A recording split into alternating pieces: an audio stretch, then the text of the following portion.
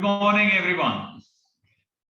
I'm happy to be interacting with you in this MMQ 5, the fifth edition of the Monday morning quiz that we started a few weeks ago. As always, with every quiz, very interesting responses from different sectors. And for the first time, we had a lot of participation from different parts of the country. We had from North, East, West, and South zone represented. So the respondents are increasing. We also get some senior executives from senior general managers also participating, so which is a good sign. And there were many good answers. We also find that the number of correct responses are also increasing. But as always, the top three respondents is the first three respondents with the correct answers is what we declare as winners. So please keep trying. Every second week, you'll have a new opportunity for a quiz. Right? With these, I'm sure most of you are familiar, so I don't want to go through the rules. But for the benefit of those who have probably joined for the first time in MMQ5, this YouTube video, in the description section of the YouTube video, you'll have a Google form. And in this Google form, you could key in your answers.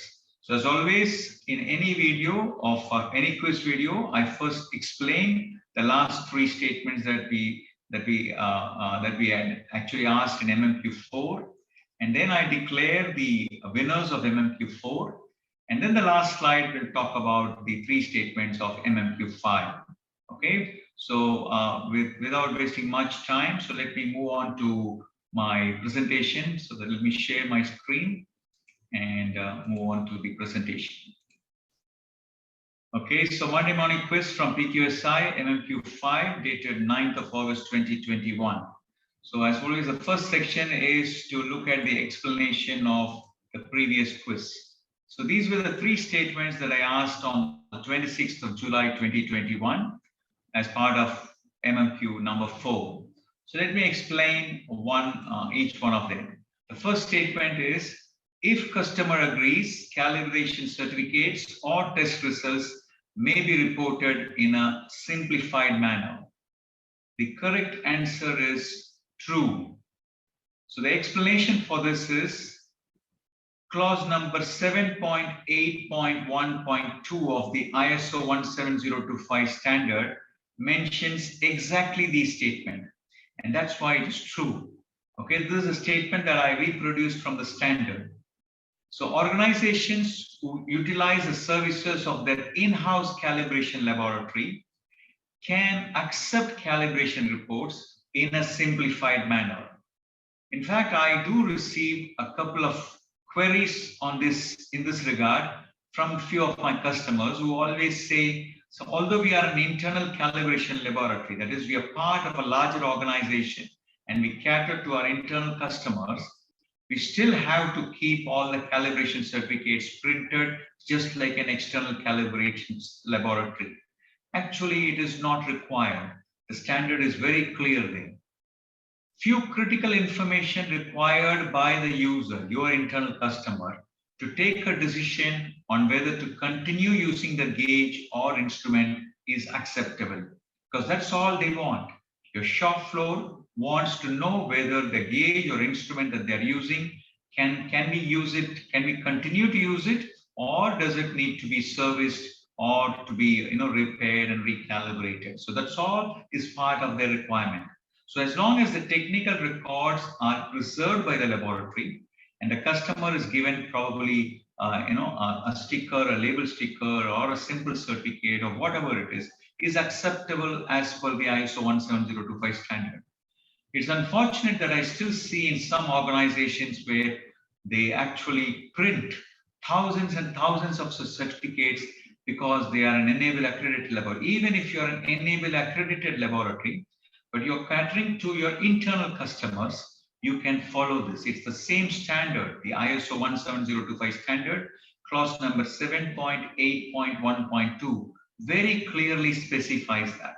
So the correct answer is true, and I'm happy to share with you 70% of the total respondents got it correctly. So I'm so happy about it that you got things correctly. This question was answered.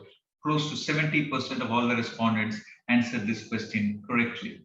So moving on to my second statement of MMQ number 4, MSA study to be conducted for all instruments and gauges. In fact, the real purpose of this quiz is to bring in such intricate questions and statements. While most of us will be familiar with MSA, GRNR, bias study, stability study, and all that, how to do that, how to do it using Excel templates or a software like GaugePack or Minitab or whatever it is, they're all very, very clear about it. But what is more important is the finer detailing. Now, this is a very interesting statement, and the correct answer is false. Well, unfortunately, here again, most of the customers, most of the clients that we deal with, they actually do a lot of MSA study. Of course, you know, of course, it's a wrong thing to share here, but certainly for the benefit of everyone, a few people do it just before the audit. They cover all the instruments that they have and then to do an MSA study for the purpose of audit. Actually, it is wrong. MSA stands for Measurement System Analysis and not Measuring Instrument Analysis. So the core of MSA, if you read the MSA 4th edition manual, it talks very nicely about it. It's a system. SWIPE, Standard Workpiece Instrument Person Procedure and Environment. So it's a system. It's the system that we need to analyze, right? Calibration shall include all the instruments and gauges, because that is a shall requirement. That can be, you know, any instrument that you use to inspect or check any critical input parameter or a process parameter or a product characteristics. They are critical. So they all have to be calibrated as part of a calibration management system. MSA is not something that you do for all the instruments. Of course, you do MSA to cover all the critical to quality characteristics. So I'm sure you will not be able to cover all of them in a short period. So that is why the auditors who come will probably ask for a good systematically prepared MSA plan showing the priorities. What are priorities? Maybe the safety critical ones take priority. So that's how a plan is. So MSA is for a measurement system.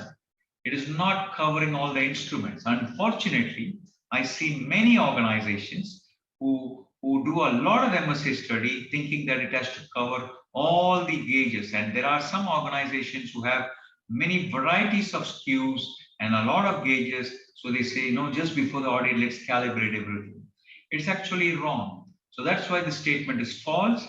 And as expected, because of this confusion, only 50% of all the respondents got this question correctly. Whereas the previous statement, I had 70% of the responses correct. This statement, only 50%, close to 50% of the respondents got the right answer. So it is a very important, I mean, this quiz, the whole idea of this quiz is to create awareness on these finer aspects of it. Just doing MSA is not enough. We need to understand why we do it and what's the constancy of purpose in doing an MSA study. So rather than covering all the instruments, calibration is to cover all the instruments. MSA cover as many CTQs as possible. So the plan has to be covering all the critical CTQs, which could be based on your field failure, based on the FMES severity rating, or based on the rejections and reworks that you get. If any process has a lot of rework, and those are areas where probably you could improve your measurement system and then reduce those measurement variation, in turn it reduces the total process variation. So that's how the whole game is. So we need to have clear understanding of these concepts. Otherwise, I see quite a lot of unnecessary studies are being done, which does not add any value to the organization.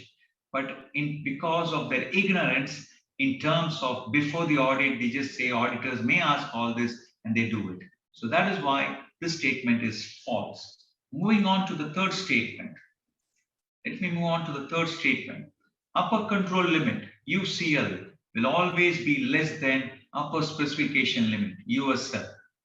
So this is a very interesting question. Of course, I got this question, from a few of the interesting quality professionals through my WhatsApp helpline, SPC helpline. I have a WhatsApp number. So in that, and I also got a comment in my YouTube channel, which also requested that Now, should this be always, control limit should be always less than specification limit. So I thought, let me put that as a statement in this quiz itself. The correct answer here is false.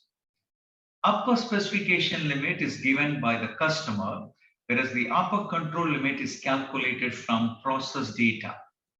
While the desire is to have UCL less than USL, that's the desire. But the reality could be, it could be sometimes that the upper control limit is higher than the upper specification limit. What does this tell you? This tells you that the process could be stable but not capable of meeting the customer specification. For those who are familiar with the Cume matrix, this is situation B, a process that is stable but not capable. And if that is the situation, you should look at addressing the common cause variation also. So UCL sometimes could be higher than USL. Of course, many places people do not show it that way, but the reality could be that the UCL is higher than USL, which only tells you that the process is actually stable, but it is not capable of meeting the customer specification. And therefore, we need to really look at how to improve that process. There are two options, of course, in such situations. We could either ask a customer for an increase in specification, which may not happen most of the time, or it never happens. And the other way is to do some process re-engineering to find out how we can reduce. It could be requirement of a better quality manpower, a better quality material, or a better quality technology, better machine, better method, better measuring system, or a better environment. So that's what will help you. So those are the improvements that we need to do. It's not easy, but not impossible. So that's how it is.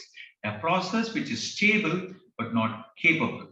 So you could get, in fact, we see this whenever we do consulting for SPC, myself and my colleagues, we see many places where the UCL is actually much higher than USL. Well, actually, we generally feel that we tell them the good news is the process is stable, there are no special causes, but it is not capable. Okay, so that's what we need to work on. So the correct answer for the statement is false. And here we had almost close to 60% of the respondents who got this question correctly, right? So now let me declare the winners of this quiz.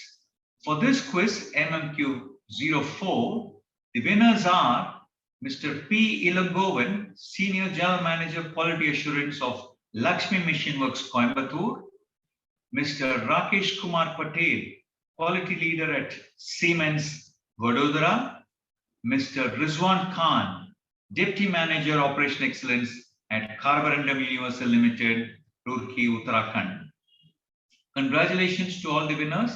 And in fact, congratulations to Carborundum Universal, because for the second consecutive quiz, you have a winner from the same company.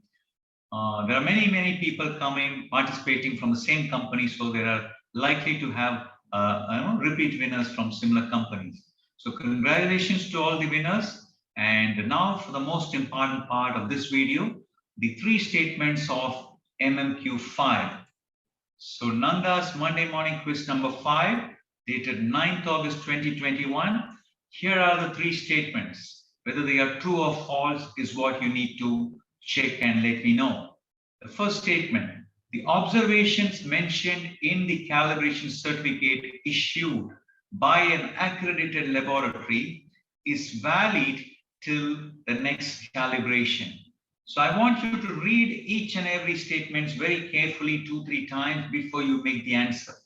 Okay, so all these are real practical situations. That's what we bring in. We are not here to ask you questions on what's the formula for CP, or what's the formula for CPK, or what's the formula for UCL or LCL, or what's the formula for gauge R&R and all that. What we are here is to look at the finer detailing when it comes to implementing these things. And that's all is about MMQ. So please read the first statement, a very important statement. So, and I really look forward to, and I'm actually keeping my fingers crossed to see how many people get that statement correctly. That's the first statement. The second statement, while conducting a bias study, the bias is declared significant when both the UCL bias and the LCL bias values are positive. Okay, so in an MSA study, bias study, some people do bias study. So when you do a bias study, this is the statement that I'm trying to ask you a question. When both UCL bias and LCL bias values are positive, we declare the bias is significant. So is that true or false is what I want you to tell me. The third question is to calculate PP and PPK, the preliminary process capability, estimated standard deviation is used. Okay, so that I expect most of you to get it correct, straightforward question. But anyway, so I'll keep waiting for those responses. As always, look at the description section in the YouTube video and you'll have a Google form there. So click on that link and answer, put in your name, phone number, and email address, and then you just have to type in whether it's true or false for all these three statements. So I look forward to getting all these responses. So see you soon. Next Monday, I will be declaring the winner. So fastest finger first. While of course, I would like you to be faster. At the same time, take time in reading all those statements and then answer your questions. All right. So take care and wish you all good health, happiness, and prosperity. See you soon in another edition of Monday Morning Quiz. Bye for now. Thank you.